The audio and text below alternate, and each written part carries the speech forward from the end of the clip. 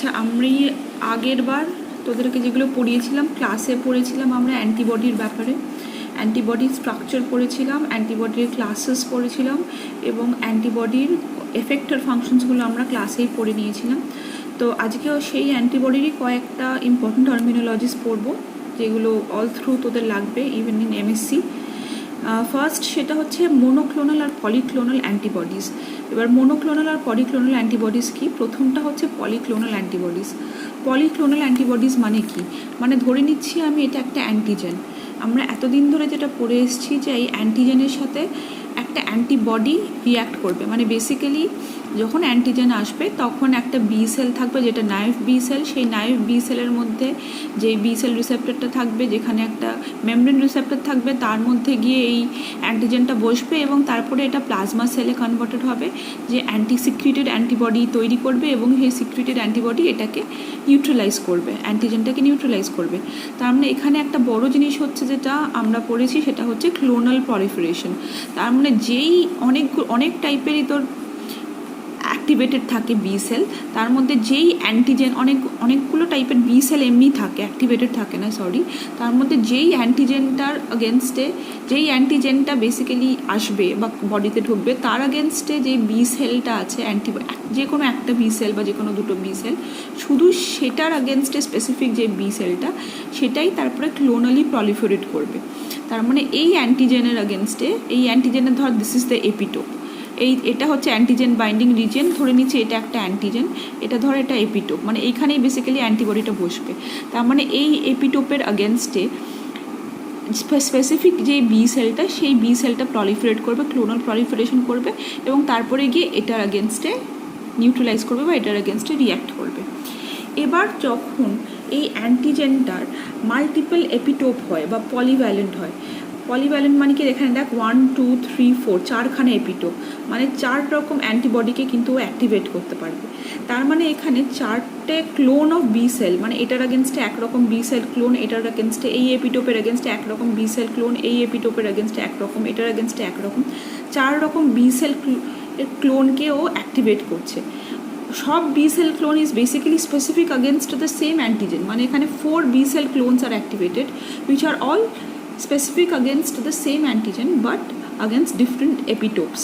মানে B cell clone 1 epitope 1 এর against a specific B cell clone 2 এর against 3 এর against 4 এর against। সেরকমভাবে যদি আমি অ্যান্টিবডিসগুলোকে নিই, মানে এইটা ধর এই একটা অ্যান্টিজেন, এই অ্যান্টিজেনকে যদি আমি উইথ মাল্টিভ্যালেন্ট অ্যান্টিজেন যার 4খানা এপিটোপস আছে, এটাকে যদি আমি একটা মাউসের মধ্যে ইনজেক্ট করি, সেই মাউসের যদি আমি স্প্লিন সেলস পাই, সেই স্প্লিন সেলে আমি 4 রকম টাইপের প্লাজমা সেল পাবো। সেই 4 রকম টাইপের প্লাজমা কি each against 1 epitope of the antigen. তাহলে এই যে 4 রকম, এই যে সেরামটা মাউস সেরা যদি নিই, তার রকম যে 4 রকম প্লাজমা সেল পাবো, 4 আগেনস্ট 4 রকমের অ্যান্টিবডি পাবো against each of this epitope but against the same antigen, সেটাকে আমি বলছি পলিক্লোনাল অ্যান্টিবডিস। মানে ভেন দ্য অ্যান্টিবডিস বেবি, আমি যদি এখানে বলি এর মধ্যে পলিক্লোনাল অ্যান্টিবডিস আছে, মানে antibodies which is directed to the same antigen but to different epitopes of the same antigen. ঠিক আছে, মানে আলাদা আলাদা অ্যান্টিজেন নয়, কিন্তু অ্যান্টিজেনটা সেম, কিন্তু it's working against different epitopes. এই জিনিসটাকে আমরা তখন বলি polyclonal antibodies. Polyclonal antibodies are very important. মানে এটা যদি বুঝতে পারছিস, অনেক 4 রকম ক্লোন যদি একটা অ্যান্টিজেনের আগেনস্টে যদি অ্যাক্টিভেটেড হয়, সেখানে রেসপন্সটা অনেক বেশি প্রফাউন্ড হয় আর অনেক বেশি ভালো হয়। তো ইনভিভো যদি আমি ধরি, মানে মানুষের মধ্যে বা র্যাটের মধ্যে বা যে কোনো অ্যানিমালের মধ্যে ইমিউন রিয়াকশনটা বা ইমিউন রেসপন্সটা অনেক স্ট্রং হয় it's the case of polyclonal antibody.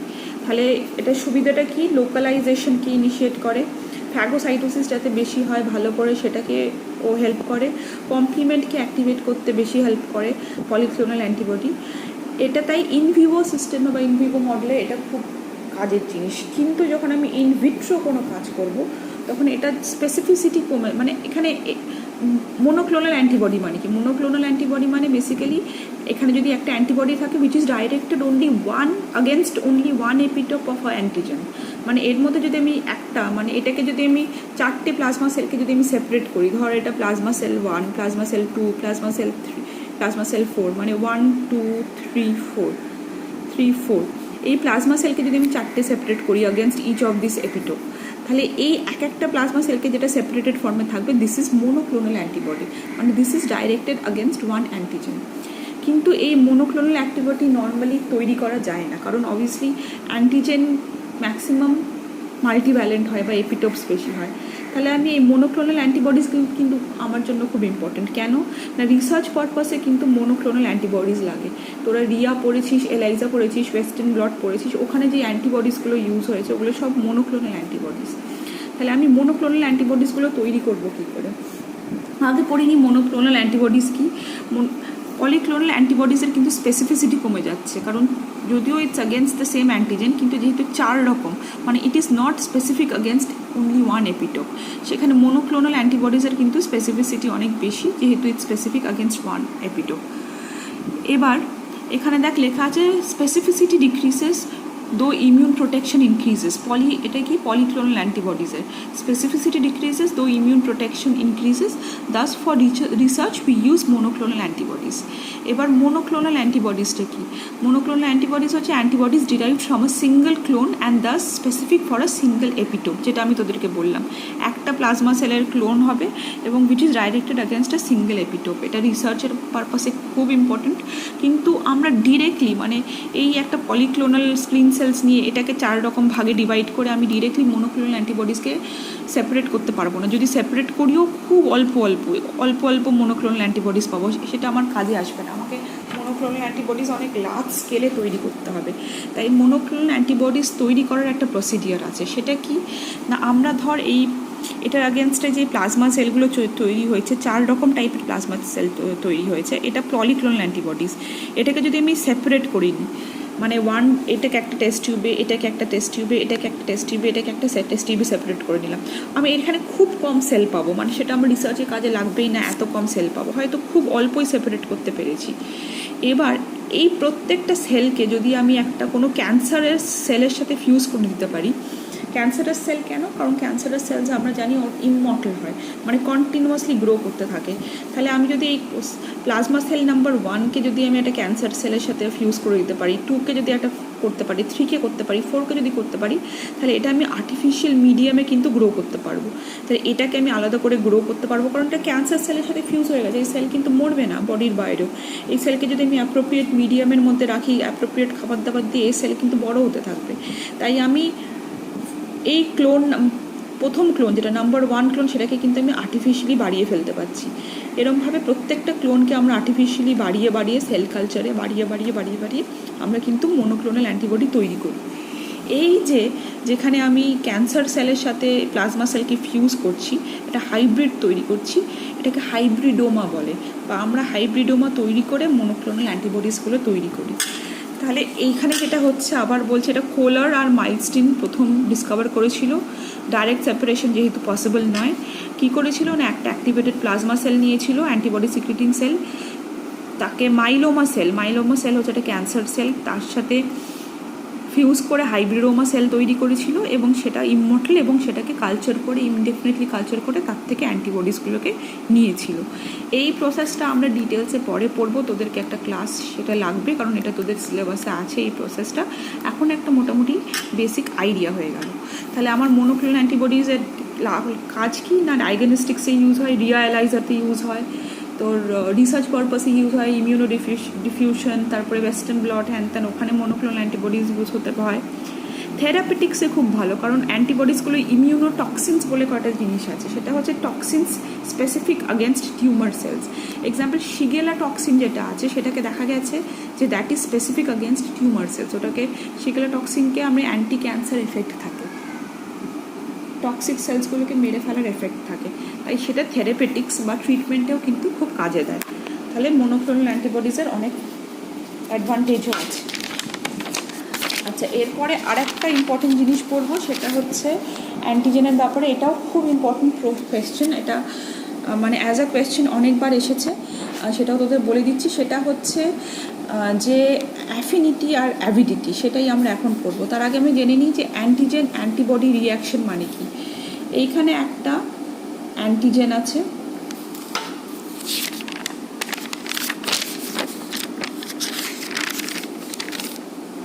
আছে। এখানে একটা ধরে নে অ্যান্টিজেন আছে, এটা এপিটোপ 1, এটা এপিটোপ 2, এটা এপিটোপ 3, এটা এপিটোপ 4, এটা অ্যান্টিজেন আছে। তার এগেনস্টে যদি এটা একটা ধরে নিচ্ছি মাল্টিভ্যালেন্ট, মানে ধর আইজিএমের পেন্টামার হিসেবে থাকে মাল্টিভ্যালেন্ট, তাহলে ও দুটো বা তিনটেতে ওই লাগতে পারে, তিনটে এপিটোপে ওই ইউজ করতে পারে, কিংবা অন্য অন্য অ্যান্টিবডি লেগে এটাকে এই এগেনস্টে কিন্তু কাজ করতে পারে, মানে এক একটার এগেনস্টে এক একটা বি সেল ক্লোন কিন্তু কাজ করছে। তাহলে এখানে রিয়াকশন যেটা হচ্ছে, এই যে এক একটা এপিটোপের সাথে একটা অ্যান্টিবডি যে লাগছে, এই বন্ডিংটা কি কোভ্যালেন্ট বন্ড হচ্ছে? না, এই বন্ডিংটা কিন্তু কোভ্যালেন্ট বন্ড নয়। এই অ্যান্টিজেনের সাথে অ্যান্টিবডির যে বাইন্ডিংটা, this is a non covalent bond and this is highly reversible. তাহলে it's a non covalent and reversible bond. তাহলে সেই বন্ডিংগুলো কী কী? না, এখানে হাইড্রোজেন বন্ড ফর্ম হচ্ছে অ্যান্টিজেন অ্যান্টিবডির মধ্যে, হাইড্রোফোবিক ইন্টারাকশনস হচ্ছে, ইলেকট্রোস্ট্যাটিক ইন্টারাকশন হচ্ছে, আর যেটা পাওয়া যাচ্ছে ভ্যান ডার ওয়ালস ফোর্স। এই 4 রকম ইন্টারাকশন কিন্তু আমরা অ্যান্টিজেন আর অ্যান্টিবডির মধ্যে দেখতে পাচ্ছি। এবার এই যে অ্যান্টিজেন আর অ্যান্টিবডি কতটা স্ট্রংলি বাইন্ড করছে, মানে এটা খুব স্ট্রংলিও বাইন্ড করতে পারে, হতে পারে খুব লুজ ফিটিং, খুব তাড়াতাড়ি খুলে গেল। এই স্ট্রেংথ অফ বাইন্ডিংটা আমরা দুটো জিনিস দিয়ে ডিটারমিন করি। একটা হচ্ছে অ্যাফিনিটি, মানে অ্যাফিনিটি অফ বাইন্ডিং, একটা হচ্ছে অ্যাভিডিটি। এটা একটা ভীষণ ইম্পর্টেন্ট কোয়েশ্চেন, এটা ভালো করে পড়বি পুবি থেকে। What is the difference between the affinity and avidity of an antibody, সেটাই আমরা এখন পড়ব। তাহলে অ্যাফিনিটিটা কি? আমরা প্রথমে আসছি যে what is affinity. The combined strength of the non covalent interaction, মানে of all the non covalent interaction between a single antigen binding site on an antibody and a single epitope is the affinity of the antibody for that epitope. তার মানে কি? The combined strength, এটা Janis Kuby, এটা কুবির definition. এই ডেফিনেশনটা লিখলে অবশ্যই you have taken it from Janis Kuby, এটা লিখে দিবি। ডেফিনেশনটা কি বলছে? The combined strength of the non covalent interaction. তাহলে কী কী ইন্টারাকশনের কথা বলা হচ্ছে নন কোভ্যালেন্ট, যেটা আমি তোদেরকে বললাম, hydrogen bond, hydrophobic bond, electrostatic bond, van der Waals, এই সব ইন্টারাকশন, সব কম্বাইন করে ইন্টারাকশনসগুলো which exist between a single antigen binding site on an antibody and a single epitope.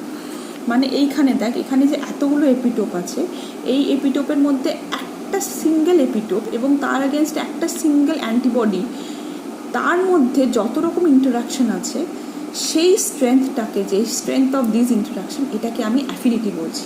তাহলে আমি যখন অ্যাফিনিটি বলছি, আমি এই একটা সিঙ্গেল এপিটোপ এবং তার এগেনস্টে একটা অ্যান্টিবডির কথা বলছি। সেই একটা অ্যান্টিবডি এগেনস্ট, মানে একটা এপিটোপ এবং একটা রিজিয়ন, মানে প্যারাটোপ অফ দ্য অ্যান্টিবডি, যেই যে antigen binding site of the antibody, সেটার কথা বলছি, তখন আমি এটাকে বলছি অ্যাফিনিটি। মানে এই যে অ্যাফিনিটি, এটা কিন্তু একটা, এই যে আইজিএম, এটা কিন্তু একটা অ্যান্টিবডি।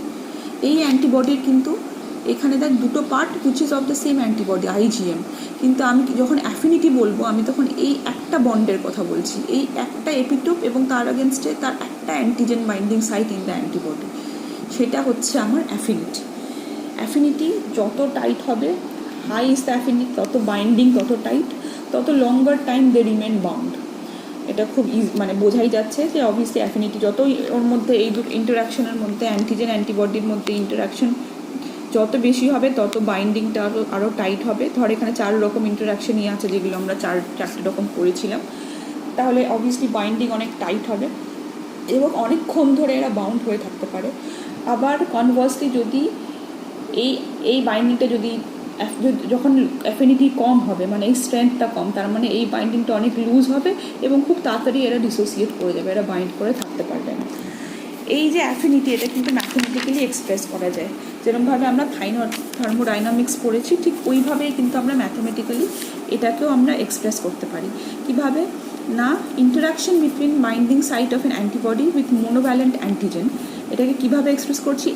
এজি হচ্ছে অ্যান্টিজেন, এবি হচ্ছে অ্যান্টিবডি। ধরে নিচ্ছে আমি এই অ্যান্টিজেন, আনবাউন্ড অ্যান্টিজেন আর অ্যান্টিবডি, আনবাউন্ড অ্যান্টিবডি, এরা বাইন্ড করে অ্যান্টিজেন অ্যান্টিবডি কমপ্লেক্স তৈরি করছে। সেটার একটা রেট ধরে নে, একটা রেট আছে, সেই রেট অনুযায়ী অ্যান্টিজেন আর অ্যান্টিবডি বাইন্ড করে অ্যান্টিজেন অ্যান্টিবডি কমপ্লেক্স তৈরি করছে।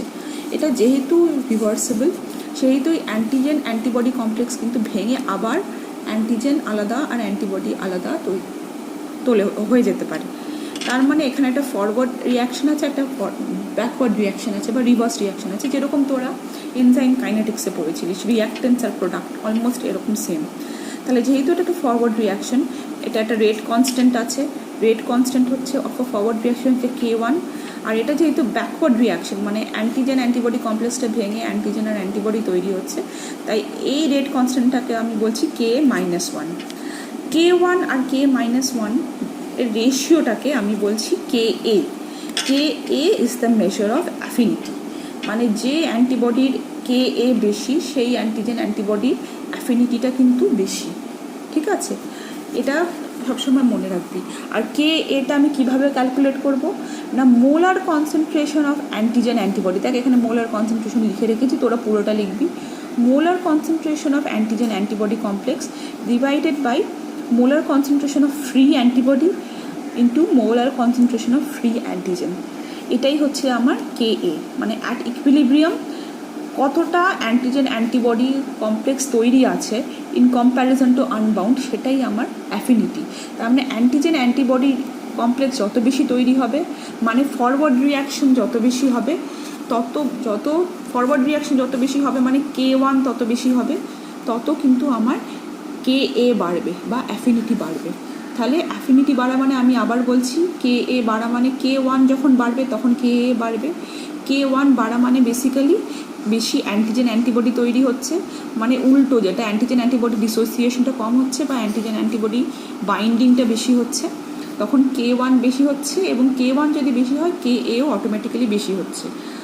আবার যখন K-1 বেশি হচ্ছে, তার মানে কি, K-1 বেশি মানে ব্যাকওয়ার্ড রিয়াকশন বেশি হচ্ছে, অ্যান্টিজেন অ্যান্টিবডি কমপ্লেক্সটা ভেঙে আনবাউন্ড অ্যান্টিজেন বা ফ্রি অ্যান্টিজেন অ্যান্টিবডি বেশি তৈরি হচ্ছে, তখন কিন্তু K-1 বেশি হচ্ছে। এটা যেহেতু ডিনোমিনেটরে আছে, তাহলে K-1 বেশি হলে এই রেশিওটা অবভিয়াসলি কমে যাবে, তখন KA কমে যাবে, অ্যাফিনিটিও কমে যাবে।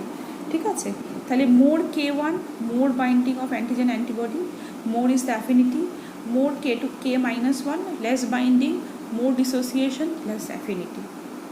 এই গেল আমার অ্যাফিনিটির গল্প। এবার সেকেন্ড আসছি আমি অ্যাভিডিটি। দ্য স্ট্রেংথ, ভালো করে দেখ, the strength of just one binding site does not reflect the true strength of the antigen antibody interaction. When antibody is multivalent, example IgM, complex antigen, that is multiple antigenic determinant or epitopes, are mixed with multivalent antibodies, the interaction at one site will increase the interaction with other sites between the two molecules. The strength of such multiple interaction between multivalent antibody and antigen is called avidity. Avidity মানে কি, মানে ধরে নিচ্ছি এইটা একটা antigen আর ধরে নিচ্ছি এটা একটা অ্যান্টিবডি, IgM ধরে নিচ্ছি, এটার পেন্টাম ভ্যালেন্ট থাকে, 5খানা বন্ড থাকে, পেন্টামার থাকে। তার মানে এই অ্যান্টিজেনের 3খানা এপিটোপ আছে, 3খানা এপিটোপের আগেনস্টে ধরে নিচ্ছে এই একটা কাজ করছে, এই একটা কাজ করছে, এই একটা কাজ করছে। তাহলে এই একটাকে আমি বলছি অ্যাফিনিটি, এই 2টাকে বলছি অ্যাফিনিটি, এই 3টাকে আমি বলছি অ্যাফিনিটি। আর এই কম্বাইন্ড 1 + 2 + 3 সেটাকে আমি বলছি অ্যাভিডিটি। মানে যখন অ্যান্টিবডিগুলো মাল্টিভ্যালেন্ট বা ডাইভ্যালেন্ট হয়, তখন শুধু একটা অ্যাফিনিটিকে দিয়ে আমি কিন্তু স্ট্রেংথ বিচার করতে পারছি না, কারণ ও অনেক জায়গায় বাইন্ড করছে। তাহলে এই যে combined strength of all the binding, সেটাকে আমি অ্যাভিডিটি বলছি। তার মানে এখানে যদি অ্যাফিনিটিটা কম হয় আর নাম্বার অফ বন্ড যদি বেশি হয়, তাহলে কিন্তু অ্যাভিডিটি বেড়ে যাচ্ছে। আর avidity, high avidity can compensate for low affinity, মানে অ্যাফিনিটি যদি কমও হয়, যদি নাম্বার অফ বন্ড বেশি থাকে, তাহলেও কিন্তু এই অ্যান্টিজেন অ্যান্টিবডি বাইন্ডিংটা অনেক টাইট হবে। ঠিক আছে, তাহলে এটাই হচ্ছে অ্যাভিডিটি, যে আমি এই মাল্টিপল কেসে যখন বলছি একটা অ্যান্টিবডির যখন মাল্টিভ্যালেন্ট হয় এবং সে মাল্টিপল এপিটোপস অফ দ্য অ্যান্টিজেনের সাথে ইন্টারাক্ট করে, এই combined strength of all the ইন্টারাকশনসকে আমি কিন্তু অ্যাভিডিটি বলছি, আর যে কোনো একটা ইন্টারাকশনকে আমি অ্যাফিনিটি বলছি। ঠিক আছে, তাহলে 1 + 2 + 1 or 2 or 3 হচ্ছে অ্যাফিনিটি, আর 1 + 2 + 3 হচ্ছে অ্যাভিডিটি। আচ্ছা, এরপরে আমরা কয়েকটা অ্যান্টিজেন অ্যান্টিবডি রিয়াকশনের কথা এটাও শিখবো। ফার্স্ট হচ্ছে ক্রস রিঅ্যাক্টিভিটি। এগুলো হচ্ছে ডিফারেন্ট টাইপের অ্যান্টিজেন অ্যান্টিবডি রিয়াকশন। অ্যান্টিজেন আর অ্যান্টিবডি রিয়াকশন হলে মানে আমি যদি একটা একটু অ্যান্টিজেন নিয়ে একটা টেস্ট টিউবে যদি একটু অ্যান্টিবডি নিয়ে এই দুটোকে যদি মিক্স করি বা বিভিন্ন রকমভাবে মিক্স করি, তাহলে অনেক রকম রিয়াকশন হতে পারে। সেগুলো কী কী রিয়াকশন হতে পারে? ফার্স্ট হচ্ছে ক্রস রিঅ্যাক্টিভিটি। ক্রস মানে বুঝতে পারছিস, মানে ব্যাপারটা হচ্ছে স্পেসিফিক নয়। তার মানে কি, যদিও অ্যান্টিজেন আর অ্যান্টিবডি রিয়াকশনস করে ভীষণ স্পেসিফিক হয়, কিন্তু মাঝে মাঝে হয় যে একটা ধর এটা অ্যান্টিজেন, এটার অ্যান্টিজেনের আগেনস্টে যে অ্যান্টিবডিটা তৈরি হয়েছে, সেই অ্যান্টিবডি হঠাৎ অন্য একটা আনরিলেটেড অ্যান্টিজেনের সাথে গিয়ে ইন্টারাক্ট করছে বা বাইন্ড করে সেটাকে নিউট্রালাইজ করছে। তাহলে এটাকে আমি বলছি ক্রস রিঅ্যাক্টিভিটি। তাহলে কি আবার cross reactivity? In some cases antibody elicited by one antigen can cross react with an unrelated antigen. ঠিক আছে, তার মানে এটা ধরে নিচ্ছি আমি অ্যান্টিজেন 1, এই অ্যান্টিজেন 1 আমি ইনজেক্ট করেছিলাম মাউসের মধ্যে, এই অ্যান্টিবডি 1 সে মাউস তৈরি করেছে। অদ্ভুতভাবে এই অ্যান্টিবডি 1 কিন্তু অ্যান্টিজেন 2 এর আগেনস্টেও প্রোটেকশন দিচ্ছে, বা অ্যান্টিজেন 2 এর আগেনস্টেও ও বাইন্ড করে অ্যান্টিজেন 2কে নিউট্রালাইজ করছে। এটাকে বলা হচ্ছে ক্রস রিঅ্যাক্টিভিটি। এখানে একটা খুব ইন্টারেস্টিং গল্প আছে। ভ্যাসিনিয়া হচ্ছে একটা ভাইরাস, আর ভেরিওলা হচ্ছে একটা ভাইরাস। ভেরিওলার ভাইরাসের নাম হয়তো তোরা শুনেছিস, সেটা হচ্ছে স্মল পক্স ভাইরাস। দেখা গেছে ভ্যাসিনিয়া ভাইরাসটাকে যখন ইনজেক্ট করা হচ্ছে, সেই যে অ্যান্টিবডিটা তৈরি হচ্ছে, সেই অ্যান্টিবডিটা কিন্তু ভ্যারিওলা ভাইরাসকেও নষ্ট করে দিতে পারছে বা নিউট্রালাইজ করে দিতে পারছে। তাই সায়েন্টিস্টরা কিন্তু এই স্মল পক্সের আগেনস্টে যে ভ্যাকসিনটা তৈরি করেছিল, সেটা ভ্যাসিনিয়াকে ইনজেক্ট করেছিল, কারণ ভ্যাসিনিয়ার আগেনস্টে অ্যান্টিবডিটা কিন্তু ভ্যারিওলা বা স্মল পক্স ভাইরাসকেও প্রতিরোধ করতে পারছে। তাহলে এটা একটা খুব ইন্টারেস্টিং ব্যাপার। আচ্ছা, তাহলে ফার্স্ট হচ্ছে আমার ক্রস রিঅ্যাক্টিভিটি। সেকেন্ড যেটা হতে পারে রিয়াকশন, সেটা হচ্ছে প্রেসিপিটেশন রিয়াকশন। প্রেসিপিটেশন রিয়াকশন কখন হয়? যখন antigen interacts with antibody in aqueous solution, মানে সলিউশন থাকবে। সলিউশন, অ্যাকুয়াস সলিউশন যখন হবে, মানে ample amount of antigen antibody থাকবে, usually equal amount of antigen antibody থাকবে, তখন ওরা ওই দুটোকে যদি মিক্স করা হয়, একটা ল্যাটিস তৈরি হয়, এবং এই ল্যাটিসটা কিছুক্ষণ পরেই একটা ভিজিবল প্রেসিপিটেট হয়ে পড়ে যায় নিচে। এটাকেই বলা হচ্ছে প্রেসিপিটেশন রিয়াকশন। তাহলে antibodies that aggregate soluble antigens are called precipitants. Precipitation antigen antibody complexes. আচ্ছা, এই যে অ্যান্টিবডি অ্যান্টিজেন কমপ্লেক্স হয়, সেই যে ল্যাটিসটা তৈরি করে, সেই ল্যাটিসটা কিন্তু সঙ্গে সঙ্গে তৈরি হয়, কিন্তু প্রেসিপিটেশনটা কিন্তু 1-2 দিন সময় লাগতে পারে প্রেসিপিটেশনটা তৈরি হওয়ার জন্য। প্রেসিপিটেশন কিন্তু সব অ্যান্টিবডির ক্ষেত্রে হয় না। তাদের ক্ষেত্রে হয় না যারা মাল্টিভ্যালেন্ট এবং বাইভ্যালেন্ট, পলিভ্যালেন্ট বা বাইভ্যালেন্ট, সেই ক্ষেত্রেই হয়। মোনোভ্যালেন্ট অ্যান্টিবডিজ ক্ষেত্রে কিন্তু মানে এই যে ল্যাটিস তৈরিটা হয় না, যার জন্য প্রেসিপিটেশন রিয়াকশনটাও কিন্তু হয় না। তাহলে প্রেসিপিটেশন রিয়াকশন যখন একটা অ্যাকুয়াস মিডিয়ামে আমি অ্যান্টিজেন আর অ্যান্টিবডি মেশাচ্ছি, মানে বেশিরভাগ যদি ইকুয়াল অ্যামাউন্টে হয়, দ্যাট উইল বি বেটার, তাহলে কিন্তু ওরা একটা ক্রিস্টাল ল্যাটিস তৈরি করে সেটা ইভেনচুয়ালি প্রেসিপিটেট ডাউন করে দেয়। তাহলে this is a precipitation reaction. আরেকটা রকম যেরকম এক্সাম্পল হচ্ছে myoglobulin. Myoglobulin precipitates with polyclonal antibodies but not monoclonal monovalent antibodies. ঠিক আছে, ইমিউনো ইলেকট্রোফোরেসিসে এটা ইউজও করা হয় এই প্রেসিপিটেশন রিয়াকশনটা। অ্যাগ্লুটিনেশন রিয়াকশন, এটা হচ্ছে third type of antigen antibody reaction. Agglutination মানে কি? Interaction between antibody and a particulate antigen মানে কি? এইখানে আমি কী ছিল না, অ্যান্টিবডি অ্যান্টিজেন দুটোর অ্যাকুয়াস ফর্মে ছিল, অ্যান্টিবডি ইন অ্যাকুয়াস সলিউশন। এইখানে কিন্তু অ্যাকুয়াস সলিউশনের ব্যাপার নেই, এখানে কিন্তু কম অ্যামাউন্টে আছে, কোনো অ্যাকুয়াস সলিউশন নেই। অ্যান্টিবডি এবং পার্টিকুলেট অ্যান্টিজেন, মানে অ্যাকুয়াস তো নেই, লিকুইড অ্যামাউন্টটা খুব কম আছে, যার জন্য অ্যান্টিজেন ইজ পার্টিকুলেট। তখন কি হয়? Results in visible clamping call agglutination. মানে ধর যেরকম তোরা করেছিস, তোরা A-B-O ব্লাড গ্রুপ করেছিস, সেখানে তোরা অ্যান্টিসেরাম A এরকম স্লাইডে অ্যান্টিসেরাম A, অ্যান্টিসেরাম B এবং অ্যান্টিসেরাম D নিয়েছিলিস, যার এগেনস্টে যার ধর B পজিটিভ ব্লাড গ্রুপ, তাদের B এর এগেনস্টে এরকম ক্লাম্পিং তৈরি হচ্ছে। এই যে ক্লাম্পিংটা তৈরি হয়, এটা কিন্তু অ্যাগ্লুটিনেশন বলে। এই রিয়াকশনটাকে অ্যাগ্লুটিনেশন বলা হয়। তাহলে প্রেসিপিটেশন আর অ্যাগ্লুটিনেশনের মধ্যে বেসিক ডিফারেন্সটা কি?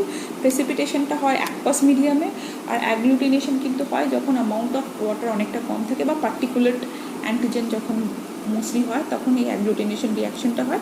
বা এখানে প্রেসিপিটেট পড়ে যায় তলায়, এখানে কিন্তু একটা ক্লাম্প ফর্ম হয় রিয়াকশনের, সেটাকে আমরা অ্যাগ্লুটিনেশন রিয়াকশন বলি। এইখানেও কিন্তু আবার পলিভ্যালেন্ট এবং ডাইভ্যালেন্ট অ্যান্টিবডিজ লাগে, ঠিক আছে। আচ্ছা, এই যে অ্যান্টিজেন অ্যান্টিবডি তার অনেক অ্যাপ্লিকেশনস আছে। রিয়া, এলাইজা তোরা দুটোই পড়িয়ে দিয়েছি ক্লাসে, এটা আর পড়াতে হবে না, এই দুটোই তোদের সিলেবাসে আছে। তাছাড়াও জেনে রাখবি immuno precipitation, immuno diffusion, western bloating তোরা অলরেডি পড়েছিস, ইমিউনোফ্লুরেসেন্স, ফ্লো সাইটোমেট্রি, এগুলো সব ভীষণভাবে রিসার্চের কাজে ইউজ হয়। এগুলো সব কিন্তু based on antigen antibody reaction. Riya, ELISA তোদের অলরেডি আমি পড়িয়ে দিয়েছি। ইমিউনো প্রেসিপিটেশন ওটাও একটা রিয়াকশন, এখানে অ্যান্টিবডি দিয়ে যদি প্রেসিপিটেট করে আমি বলতে পারবো যে আমার মানে অ্যান্টিবডির আগেনস্টে যে অ্যান্টিজেনটা সেই অ্যান্টিজেনটা আমার এখানে আছে, সেটা হচ্ছে ইমিউনো প্রেসিপিটেশন। ইমিউনো ডিফিউশন কি? ডিফিউশন হচ্ছে একটা স্লাইডের মধ্যে আমি একটু জেল দেবো, জেল ফর্মে, অল্প জেল ফর্মে থাকবে স্লাইডটা, এখানে একটা ওয়েল থাকবে, এখানে একটা ওয়েল থাকবে, এখানে আমি আমার আননোন অ্যান্টিজেন, আননোন লিকুইড, মানে আমি জানতে চাই যে অ্যান্টিজেনটা আছে কি নেই। ধরে নিচ্ছি করোনা ভাইরাসের অ্যান্টিজেন আছে কি নেই জানবার জন্য আমি কোনো একটা পেশেন্টের সেরাম এখানে দিয়েছি, আর বা বাকাল স্মিয়ার এখানে দিয়েছি, বাকাল স্মিয়ার বলছি, ওই কী বলে সোয়াব এখানে দিয়েছি, আর এখানে আমি অ্যান্টিবডি দিয়েছি। এবার আস্তে আস্তে কী হবে, এখান থেকে যে অ্যান্টিজেনগুলো আছে সেগুলো ওই জেলের মধ্যে ডিফিউজ করবে, আর এখানে যে অ্যান্টিবডিগুলো আছে সেগুলো ডিফিউজ করবে। এখানে যদি এটার আগেনস্টে অ্যান্টিবডি থাকে, মানে এই অ্যান্টিবডির আগেনস্টে অ্যান্টিজেন থাকে, তাহলে কী হবে, এই অ্যান্টিজেন অ্যান্টিবডি রিঅ্যাক্ট করবে, আর এখানে একটা এরকম মার্ক মতো হবে। এই যে মার্ক মতো একটা আর্চের মতো মার্ক হবে, বা একটা ব্যান্ড ঠিক না, এরকম একটা রিয়াকশন হবে, প্রেসিপিটেশনের মতো রিয়াকশন হবে। এটা কি আমি বলছি ইমিউনো ডিফিউশন, মানে কি এখান থেকেও অ্যান্টিবডি ডিফিউজ করছে, এখানে অ্যান্টিজেন ডিফিউজ করছে, আর যদি অ্যান্টিজেন থাকে, যদি আমার কম্পোনেন্ট থাকে, তাহলে এখানে আমি এই মার্কটা পেয়ে যাচ্ছি। ওয়েস্টার্ন ব্লটিং তোরা ডিটেলসে পড়েছিস, ওখানেও জানিস তোরা প্রাইমারি অ্যান্টিবডি, সেকেন্ডারি অ্যান্টিবডি দিতে হয়। ইমিউনোফ্লুরেসেন্সও একটা ভীষণ ইম্পর্টেন্ট জায়গা, যেখানে আমরা ফ্লুরেসেন্ট ট্যাগ দিয়ে, মানে যে অ্যান্টিবডিটা ইউজ করছি সেটাকে ফ্লুরেসেন্ট ট্যাগ দিয়ে দিচ্ছি, যাতে আমি যে প্রোটিনটাকে আইডেন্টিফাই করার চেষ্টা করছি সেটাকে আমি দেখতে পাই in the microscope, in the fluorescent microscope. আর ফ্লো সাইটোমেট্রি হচ্ছে একটা প্রসেস যার মধ্যে আমি বেসড আপন ওদের মানে ডিফারেন্সিয়াল প্রোটিন, একটা সেলের এক এক রকম সেলের মধ্যে এক এক রকম টাইপের প্রোটিন আছে, তার এগেনস্ট এক এক রকম টাইপের অ্যান্টিবডি এলিসিটেড হতে পারে। এটার ওপর বেস করে আমি কিন্তু সেলগুলোকে সর্ট করে ফেলতে পারছি বা আলাদা করতে পারছি, তাই ওটা হচ্ছে ফ্লো সাইটোমেট্রি। তাই এই সব রকম অ্যাপ্লিকেশনসে কিন্তু খুব অ্যান্টিজেন অ্যান্টিবডি রিয়াকশনস ইউজ হয়।